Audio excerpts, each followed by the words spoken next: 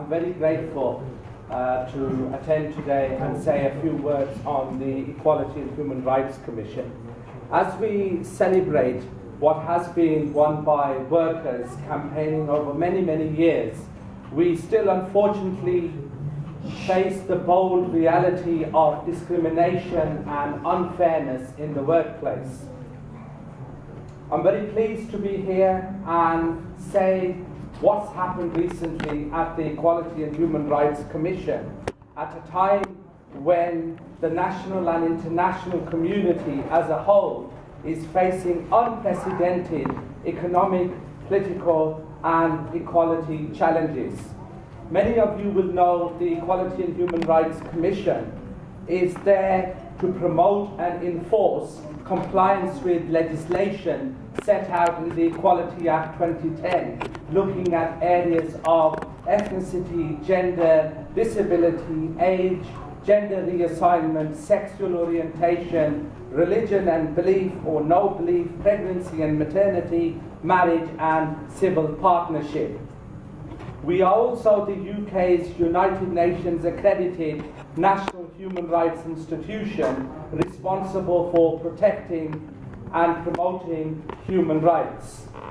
However, the equality infrastructure in this country, colleagues, is being dismantled, and the EHRC is being robbed of its powers and resources by the Conservative government and also the management of the Equality and Human Rights Commission. Over the years, the EHRC has faced massive budget and staffing cuts, changes to its statutory duties, and also the closure of its grants program, which gave grants to grassroots community organisations to work on different equality projects. This year, the Commission has had a 25% cut to its budget over the next 4 years. This means that its budget will now drop from 17.4 million by 2020 from 70 million when it started in 27. We now only have 148 staff imposed across the country compared to what we had to 200 just last year. We only have 3 caseworkers left to provide advice and representation to victims of discrimination and human rights abuses across England, Scotland and Wales. Just 3.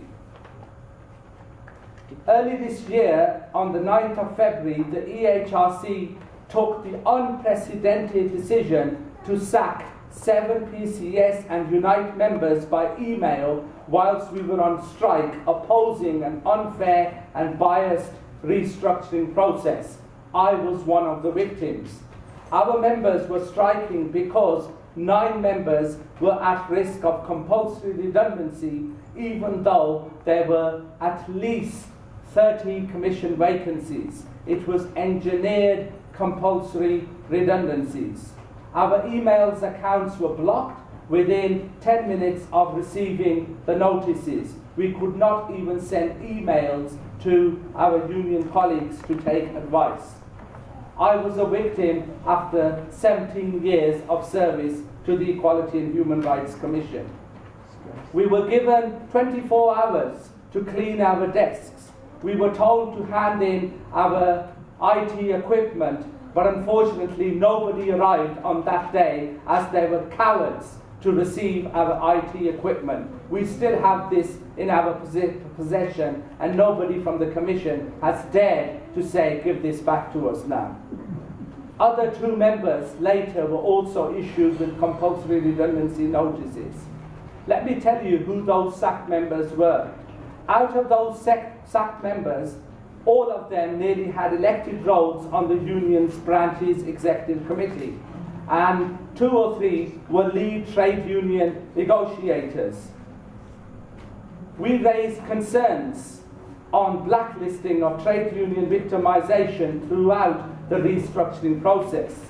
6 of the sacked members are ethnic minorities, 4 are Muslims, 4 are disabled, including an ex-army veteran officer who has narrowly escaped 2 IRA bombings, and at the time when he was sacked, the commission even took his wheelchair off him, which was provided by Access to Work, and by law the organisation needs to gift that to an employee in the event of a compulsory redundancy. But at the time, they took it off him. They later realised what mistake they've made, so they were smart, or tried to be smart, so they took the wheelchair back to the employee's house, forgetting to bring the charger. So they had to point out that the wheelchair was no good to the employee because it wouldn't work. This individual, and it brings tears to my eyes, had to go on crutches home that day. This is the Equality and Human Rights Commission for you.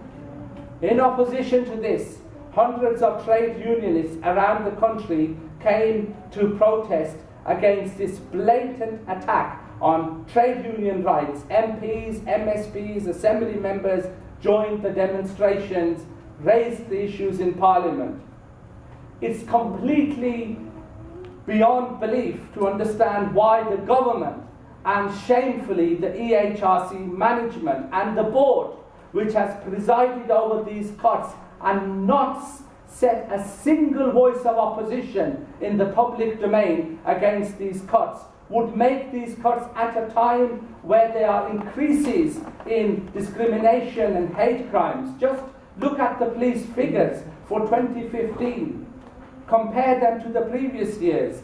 There's been a rise in race hate crimes by 15%, religious hate crime 34%, sexual orientation up 29%, disability up 44%, transgender up 41%. The figures go on and on. And hate crimes clearly have doubled over the course of the year. The EHRC has also closed its Birmingham office here in Victoria Square. There is no presence of an Equality and Human Rights Commission here in the West Midlands regions. But it gets even more exciting, colleagues.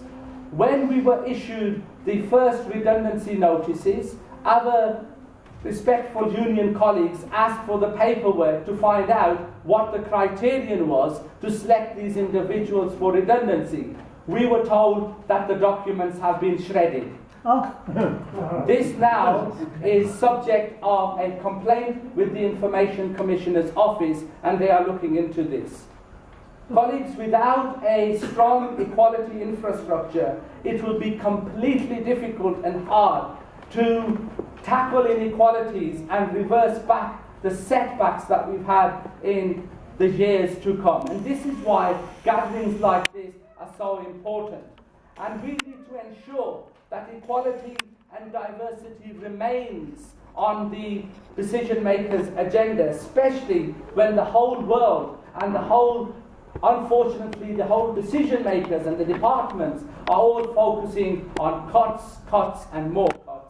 The challenge we need to see is to see diversity as a source of prosperity and energy. And we need to get those human rights out of the box labeled demand from unpopular minorities, not because that those boxes don't matter. They do, but they matter for everyone.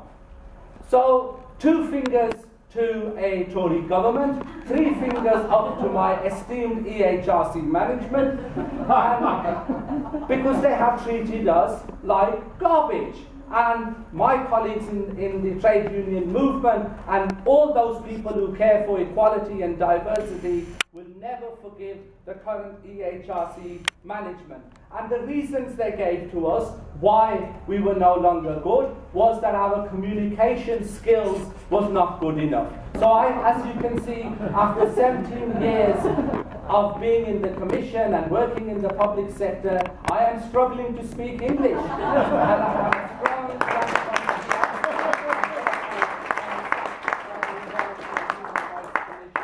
colleagues, as previous speakers have said, and as we reflect and celebrate our achievements. Now is the time not for the faint-hearted. We can't be faint-hearted. There's challenges of Brexit, there's challenges of a general election, and there's the nightmares of another Conservative government in Downing Street portraying themselves as the saviour of the working class population. Shame on the Tories, and in these testing and political times, equality matters more than ever before, and we will have to carry on fighting against injustice and against the cuts at the Equality and Human Rights Commission.